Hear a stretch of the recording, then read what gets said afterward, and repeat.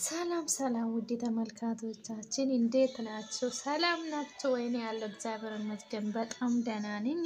ዛሬ ደግሞ የሆነ ነገር ያኔ ገጠመኝ ማለት ነው። በራሴ የሆነ ችግር የገጠመኝ ጊዜ እሱን ወደ እናንተ ያስካፍላለሁ ብዬ ነው መጣው።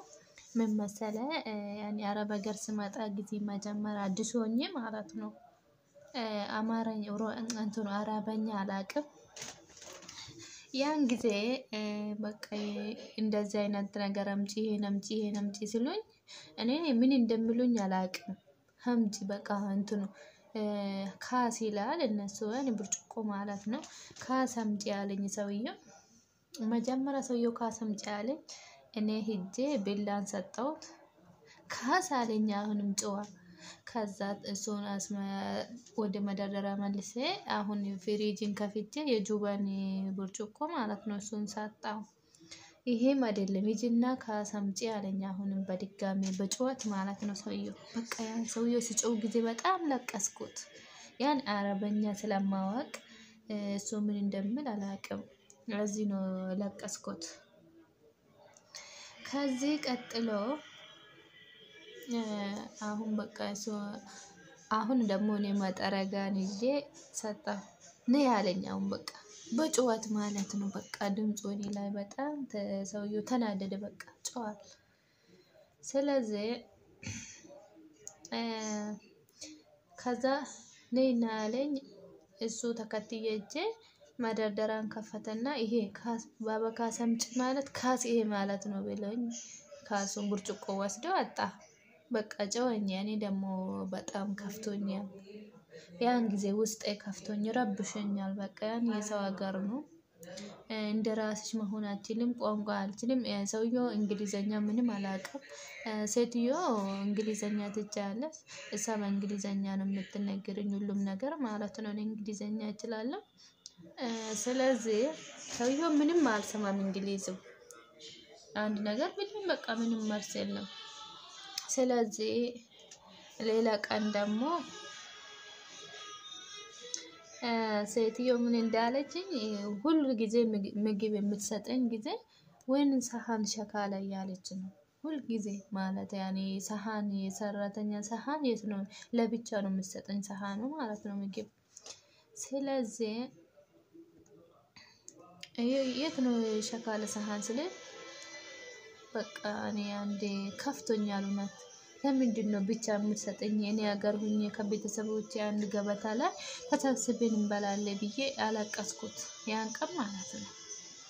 ከዚህ ቀጥሎ ደግሞ አገሬ ደውዬ ማለት ነው ሁልጊዜ ሸካላ ያለችኝ ሴትዮ ከቤተሰቡ ጋር ደውዬ ሴትዮ እኮ ስሙን ቀየረችኝ አስካላ ብላ ነው የምትጠራኝ ብዬ ለቤተሰቦቼ ነገርኩ። ያን የማይረሳ ነገር ይሄ ነው እውነት የማሳቀኝ። አሁን ያኔ እሷ ሸካላ ነው የምትለኝ እኔ ደግሞ አስካላ ስትለኝ መስሎ ነው አገሬ ደውዬ እንደዚህ ያልኩት ለቤተሰቦች ማለት ነው።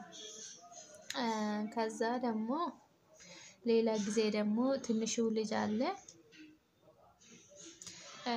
የ2 አመት ምናምን ልጅ ነው ወንድ ልጅ። ሴትዮ አስተማሪ ናት፣ ትምህርት ቤት ሄዳለች። ልጁ ከእንቅልፍ ሲነቃ ልብሱን አውጪና ቀሳላ ውስጥ ጨምሪ አለችኝ።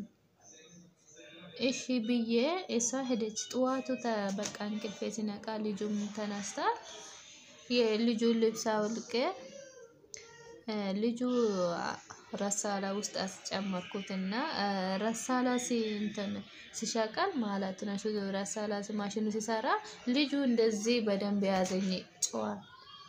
እኔ እሷ ያለችኝ ልብሱ ነው። እኔ ደግሞ ልጁ መስሎኝ ነው ቋንቋ ስለማልችል ነው።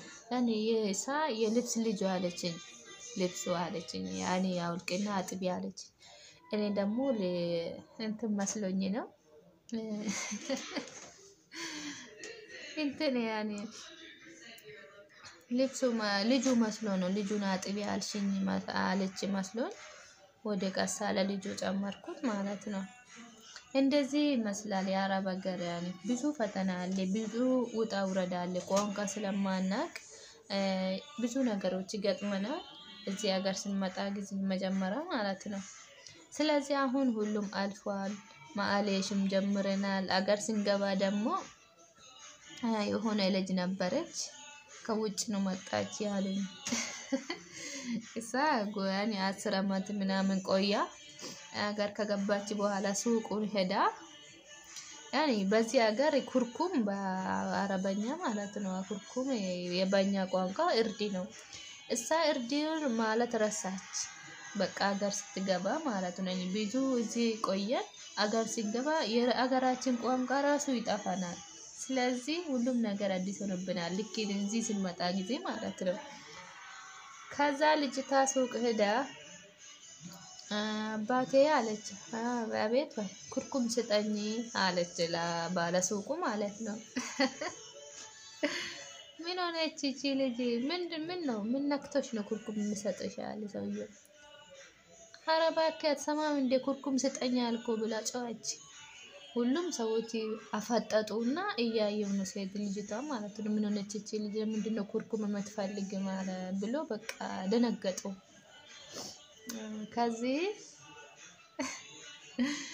ከዛ ሰውዬው ተናደደ በቃ ባክሽ ሂጂኝ ልሰራበት ለራሴ ህይወት አለኝ ሊኖርበት ታይኛል ኧረ አንተ መሻት አትፈልጊም ወይ እንዴ ኩርኩም ስጠኝ አልኩ እኮ አለች አሁን ሰውዬው ማዶሻ ወሰደና ኮረኮማ ልጅታ በቃ እንደዚህ ነው ከዛ ጮች ሰዎች መጡ ለምንድን ነው መጣት ሁሉም ሰው ፊት ነው እንደዚህ ኩርኩም ስጠኝ ብላ ጮች በቃ ኩርኩም ሰጣት አለ ሰውዬው እና እዚህ ስንመጣ ሀገራችን ቋንቋ መርሳት የለብንም ሀገራችን ባህል መርሳት የለብንም ምክንያቱም አሁን ደግሞ ሚዲያ በቃ ሚዲያ አለ የምንማርበት ነገር ብዙ ነገር ይማራል ለሚዲያ የሀገሮች ምን ይባላል መርሳት የለብንም ካልቻለም ደግሞ የሆነ ነገር በምልክት ማሳየት የሆነ ፎቶ ማሳየት እርስ በርሳችን መግባባት አለብን እንጂ ኩርኩም ስጠኝ ከተባለ በቦክስ መጠጣት የማይሆን ነገር ነው ስላዳመጣችሁኝ አመሰግናለሁ ይሄ መጀመሪያ ክፍል ነው ሁለተኛ ዙር ይቀጥላል ቻው ሰላሙን የመሲ ቻናል ሰብስክራይብ አድርጉ ሼር አትርሱ